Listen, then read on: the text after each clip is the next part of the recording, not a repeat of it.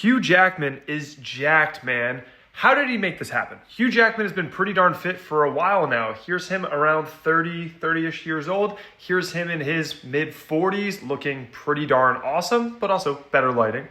And here at 56 years old looking phenomenal. So let's look at his training and his nutrition. So as far as nutrition, Hugh Jackman claims to be eating 6,000 calories per day. To get shredded, you don't need a calorie surplus, you need a calorie deficit. So I don't think he was eating 6,000 calories per day.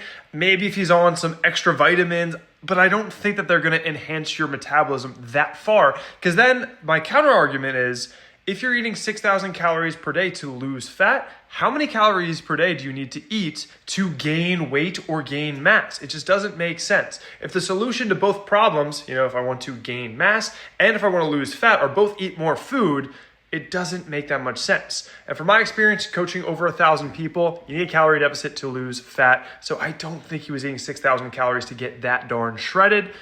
But maybe I'm wrong. He was eating a ton of green beans, he said. He was sick of green beans. They are a vegetable that is going to be high in satiety per calorie. So 6,000 calories of green beans, probably going to have a tough time, especially if you're just eating chicken and tilapia within that. Somebody do the math. How much green beans and tilapia do you have to eat to hit 6,000 calories? I did the math. So he would have to eat 10 pounds of green beans per day, 5 pounds of tilapia, and we got 5 pounds of chicken breast to be around 6,000 calories, takes you to almost 1,000 grams of protein per day. You're gonna feel pretty darn full and probably have a bad time. So maybe I'm a little bit skeptical with the nutrition plan, but here's what his workouts look like.